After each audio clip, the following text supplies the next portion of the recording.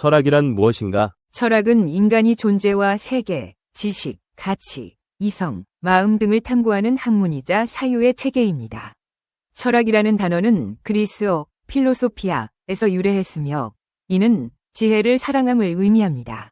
철학은 우리가 경험하는 세상의 근본적인 질문들에 대해 논리적으로 사고하고 성찰하는 것을 목적으로 합니다. 철학은 여러 학문 분야의 토대가 되는 질문들을 다룹니다. 예를 들어 우리가 무엇을 알고 있는가? 라는 인식론적 질문, 무엇이 옳고 그른가? 라는 윤리적 질문, 인간은 왜 존재하는가? 라는 존재론적 질문 등이 철학적 사유의 일부입니다. 이러한 질문들을 통해 인간은 자신의 삶과 우주의 의미를 더 깊이 이해하고자 합니다. 1. 형이상학. 형이상학은 철학의 가장 근본적인 분야 중 하나로 존재와 실제의 본질에 대해 탐구합니다. 형이상학은 우리가 경험하는 물리적 세계 너머의 것, 즉 물질과 시간, 공간, 실체, 변화의 근원에 대한 질문들을 다룹니다. 형이상학은 다음과 같은 중요한 질문들에 대해 고민합니다. 우주는 어떻게 형성되었는가? 우주의 시작과 끝, 그리고 그 안에서의 모든 존재의 의미에 대해 탐구합니다. 존재란 무엇인가? 모든 존재하는 것들의 공통적인 속성이나 본질은 무엇인지에 대해 고민합니다. 실제와 현상은 어떻게 다른가? 우리가 경험하는 세계와 그 이면에 존재하는 진정한 실제가 어떻게 다른지를 구분하는 문제를 다룹니다. 형이상학은 나아가 존재론과 신학적 형이상학, 과정철학 등 다양한 하위 분야로 나뉩니다. 예를 들어 존재론은 존재 자체에 대해 논의하며 이는 사물들이 어떻게 존재하는지, 어떤 종류의 사물이 있는지에 관한 심오한 질문을 포함합니다. 이러한 논의는 왜 우리가 존재하는가? 라는 질문에 대한 답을 찾는 인간의 본능적인 호기심과 연결됩니다. 이로써 형이상학은 우리 존재에 대한 궁극적 이해를 돕는 기초적 역할을 합니다. 2. 인식론. 인식론은 지식이란 무엇인가? 우리가 아는 것이 진짜 지식인가에 대해 탐구하는 철학의 한 분야입니다. 이는 어떻게 우리가 세상에 대해 이해하고 진리를 발견하는지를 설명하려고 합니다. 인식론은 다음과 같은 질문들의 답을 찾고자 합니다. 우리는 무엇을 알고 있는가? 지식의 정의와 본질을 파악하고 어떤 경우에 우리가 무엇인가를 안다라고 말할 수 있는지를 고민합니다.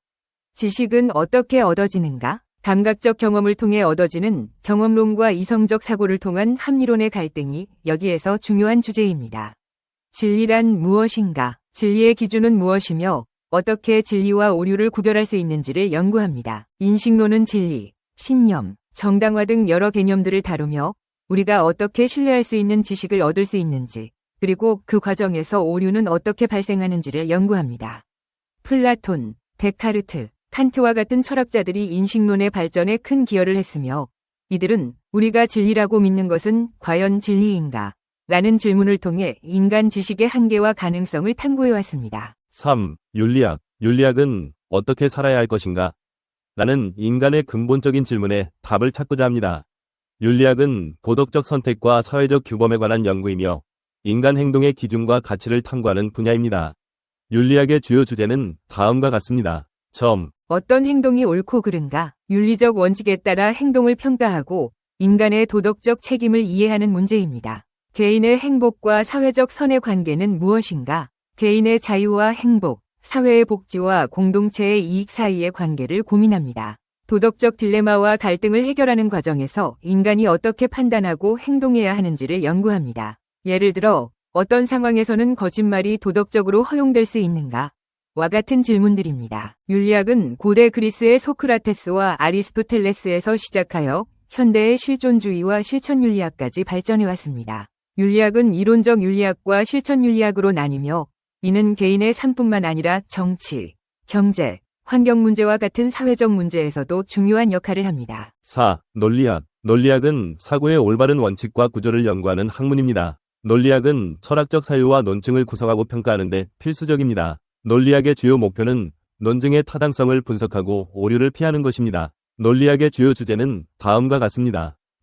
타당한 추론의 원칙을 연구합니다. 이는 논리적 명제를 바탕으로 진리의 결론을 도출하는 과정을 포함합니다. 연역적 추론과 귀납적 추론을 구분하고 연구합니다. 연역적 추론은 전제가 참일 경우 결론도 반드시 참인 반면 귀납적 추론은 전제에서 일반적인 결론을 이끌어내는 방식입니다. 논리적 오류를 파악하여 잘못된 사고와 논증을 방지하고 논증의 타당성을 평가하는 능력을 기릅니다. 논리학은 수학, 컴퓨터 과학, 언어학과도 밀접하게 연관되어 있으며 철학적 논의를 명확하고 체계적으로 전개하는 데 도움을 줍니다. 이를 통해 논리학은 우리로 하여금 더 명확하게 사고하고 합리적으로 결론을 내릴 수 있게 돕습니다. 5. 정치철학. 정치철학은 사회와 국가, 정부의 본질과 정당성에 대해 연구합니다. 어떤 사회가 좋은 사회인가? 라는 질문을 통해 정의와 자유, 권력, 평등 등의 개념을 탐구하며 다음과 같은 주제들을 다룹니다. 정의란 무엇인가? 정의로운 사회란 무엇인지, 그리고 어떻게 정의로운 제도를 설계할 수 있을지에 대해 탐구합니다. 권력과 자유의 관계를 연구하며 개인의 자유가 사회적 권력에 의해 어떻게 보호되거나 억압될 수 있는지를 분석합니다.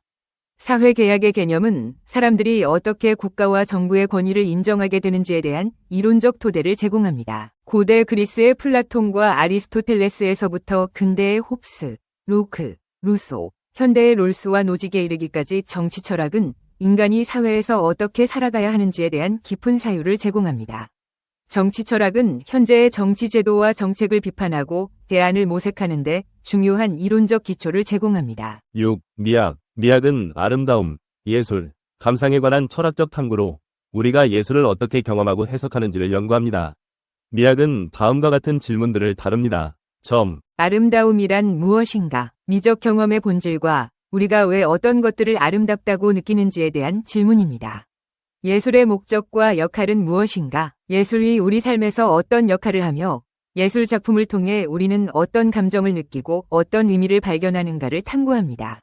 미적 판단의 기준은 주관적인가 아니면 객관적인가? 미적 경험이 개인적 취향에 의해 결정되는 것인지 아니면 보편적인 기준이 존재하는지에 대한 논의입니다. 미학은 예술의 본질을 이해하는 데 도움을 주며 예술 작품이 어떻게 우리의 감정을 자극하고 사회에 영향을 미칠 수 있는지를 탐구합니다.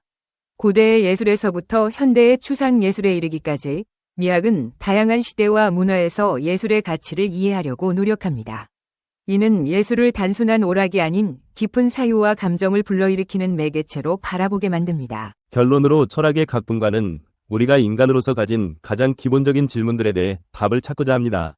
형이상학은 존재와 실제의 본질을 탐구하고 인식론은 우리가 어떻게 세상을 알고 이해할 수 있는지를 다루며 윤리학은 우리가 어떻게 살아야 할지에 대한 도덕적 기준을 제시합니다. 논리학은 사고의 올바른 구조를 연구하고 정치철학은 인간이 어떻게 사회 속에서 공존할 수 있는지를 고민하며 미학은 우리가 경험하는 아름다움과 예술의 가치를 탐구합니다. 이처럼 철학은 인간의 삶을 다양한 측면에서 탐구하며 우리에게 세상과 자기 자신에 대한 더 깊은 이해를 제공합니다. 철학이란 21세기 현대인들에게 무엇인가? 혼돈과 불확실성의 시대, 우리는 어디로 향하고 있는가? 철학이 진정으로 할 일은 무엇인가? 물질적 풍요 속에서도 정신적 공허함을 느끼는 현대인들에게 철학은 어떤 의미를 지닐까? 21세기 철학은 단순히 학문적 지식을 넘어 삶의 지혜와 행복을 위한 실천적 도구로서 그 중요성이 더욱 커지고 있다. 인간은 유한한 존재이기에 죽음, 고통, 불안 등 삶의 근원적인 문제에 직면한다. 21세기는 과학기술의 발전과 함께 물질적 풍요를 누리지만 동시에 기후변화, 팬데믹, 사회적 불평등 등 새로운 형태의 불안과 고통을 경험한다. 철학은 이러한 삶의 부조리 속에서 의미를 찾고 고통을 극복하며 더 나은 삶을 살아갈 수 있도록 돕는 역할을 한다. 철학은 단순히 머리로 생각하는 것이 아니라 삶 전체를 통해 실천하고 성찰하는 과정이다. 소크라테스는 검토되지 않은 삶은 살 가치가 없다고 말했다. 철학적 성찰은 자신을 객관적으로 바라보고 삶의 가치관을 재정립하며 더 나은 자신으로 성장하는 데 필수적인 도구이다. 고대 그리스 철학자들은 행복을 삶의 궁극적인 목표로 삼았다. 아리스토텔레스는 행복을 탁월성에 따르는 영혼의 활동이라고 정의하며 덕을 실천하고 잠재력을 발휘하는 삶을 강조했다. 스토아 철학은 외부 환경에 흔들리지 않는 내면의 평정심을 통해 행복을 얻을 수 있다고 가르쳤다.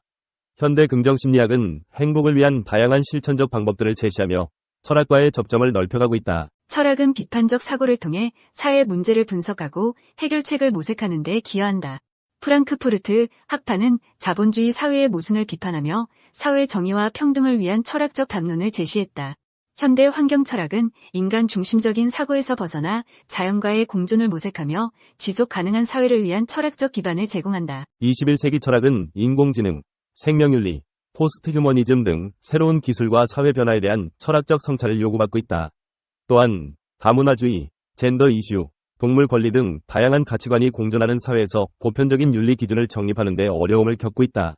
하지만 이러한 도전은 동시에 철학의 새로운 가능성을 열어준다. 철학은 시대의 변화에 발맞춰 새로운 질문을 던지고 다양한 관점을 포용하며 미래 사회를 위한 비전을 제시해야 한다. 철학은 삶의 나침반과 같다. 끊임없이 변화하는 세상 속에서 우리는 삶의 방향을 잃고 방황하기 쉽다. 철학은 우리에게 삶의 의미와 목표를 제시하고 올바른 가치관을 형성하며 더 나은 삶을 위한 선택을 할 수 있도록 돕는다. 미래 사회는 복잡하고 불확실하며 끊임없이 변화하는 사회이다. 이러한 사회에서 살아남기 위해서는 비판적 사고, 창의적 문제 해결 능력, 공감 능력, 윤리적 판단 능력 등이 필수적이다. 철학은 이러한 핵심 역량을 키우는데 중요한 역할을 한다. 철학 교육은 어릴 때부터 시작되어야 한다. 어린이들은 철학적 질문을 통해 세상을 다르게 바라보고 자신의 생각을 표현하는 법을 배울 수 있다. 청소년들은 철학을 통해 비판적 사고 능력을 키우고 자신의 정체성을 확립하며 사회 문제에 대한 관심을 가질 수 있다. 성인들은 철학을 통해 삶의 의미를 되돌아보고 더 나은 삶을 위한 지혜를 얻을 수 있다. 철학은 인류의 지속 가능한 미래를 위한 희망이다. 철학은 우리에게 삶의 가치와 의미를 일깨워주고 더 나은 세상을 만들기 위한 책임감을 심어준다. 우리는 철학을 통해 서로를 이해하고 존중하며 함께 더 나은 미래를 만들어갈 수 있다. 철학은 21세기 영혼의 등대이다. 혼돈과 불확실성의 시대, 철학은 우리에게 삶의 방향을 제시하고 희망을 준다. 이 비디오가 유용했다면 좋아요와 구독 버튼을 눌러주세요. 건강한 삶을 위한 더 많은 팁을 공유할 테니 계속해서 성필원 채널을 지켜봐주세요. 감사합니다. 철학이 진정으로 할 일은 무엇인가? 영혼의 외침에 답하는 일이다. 우리를 붙들고 있는 생의 고통과 두려움으로부터 해방시키는 일이다. 밧줄의 끝에 매달려 있을 때 철학이 우리를 부른다. 우리는 삶을 살아가고 있지만 무엇인가 잘못되었다는 느낌, 더 나은 자신이 되고 싶다는 갈망이 우리 곁을 떠나지 않는다. 죽음에 대한 공포와 혼자가 되는 것에 대한 두려움, 사랑과 성의 혼란, 화가 날 때의 무력감, 그리고 너무나 커진 욕망 같은 것들이 우리로 하여금 최초로 진실한 철학적 질문을 던지게 한다. 우리의 삶은 겉으로 보면 이렇다 할 의미를 발견할 수 없다. 그것은 사실이다. 사람들은 잔인하고 정의와 무관한 행동을 일삼는다. 육체는 쇠약해져서 병마에 시달리며 감정은 분노와 질투 같은 것에 쉽게 흔들린다. 게다가 온통 불편한 것들 투성이다. 그런 것들이 나날의 삶을 지배한다. 그렇다면 이 삶에 대해 어떻게 할 것인가? 어떻게 하면 이 모든 외부 세계의 고통과 우리들 자신의 변덕스러운 감정에서 불구하고 품위 있는 삶을 살 것인가? 권태와 절망과 무기력함에 굴복하는 대신 자신이 원하는 행복한 삶에 이르는 길은 무엇인가? 영혼의 외침소리가 들리는가? 그것은 우리가 자기를 돌아볼 성숙한 시점에 이르렀음을 알리는 신호다. 그리고 그것은 꼭 필요한 단계다. 해답은 그곳에서 머리를 굴리며 망설이는 데 있지 않다. 해답은 자신을 치료하려는 강한 의지를 갖고 앞으로 나아가는 데 있다. 철학은 우리에게 용기를 갖고 나아가라고 요구한다. 우리가 우리 자신에 대해서 또한 삶에 대해서 토대로 삼고 있는 불완전하고 껍질뿐인 명제들을 단호하게 내던져라. 그것이 영혼의 치료법이다. 진정한 철학은 바깥 세계에 대한 이론이나 신비한 기도문, 이상한 믿음을 전파하는 것이 아니다. 추상적인 이론과 분석도 아니다. 두말할 필요 없이 철학은 지혜의 사랑이다. 그것은 행복한 삶을 사는 기술이다. 따라서 철학이 신비한 교리나 현실과 무관한 지적 기교, 지성을 자랑하기 위한 두뇌의 게임으로 전락하지 않도록 전문적인 철학자들과 종교 교사들로부터 철학을 보호해야 한다. 철학은 모두를 위한 것이다. 인간 전체를 위한, 보다 나은 삶을 향해 행동하는 사람들을 위한 것이 철학이다.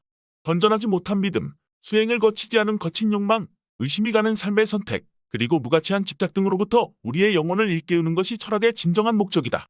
훌륭한 논리, 뛰어난 반박, 그리고 사물에 올바른 이름을 붙이는 발달된 능력 등은 우리 모두가 무엇이 진정한 행복인가에 대해 투명한 시각을 갖도록 하기 위한 것이다. 우리의 목표인 이 행복에 대해서 우리는 올바르게 이해하지 않으면 안 된다. 행복은 쾌락이나 즐거운 여가를 경험하는 것이라고 흔히 잘못 이해되고 있다. 행복은 명사가 아니라 동사다. 행복은 매 순간 충만되고 채워진 것이어야 한다. 그리고 무엇보다도 그 속에서 우리의 영혼이 성장할 수 있는 것이어야 한다. 우리의 삶은 우리 자신과 다른 사람들에게 이득이 되는 것이기 때문에 우리에게 주어졌다. 그렇지 않으면 삶이 우리에게 주어질 까닭이 없다.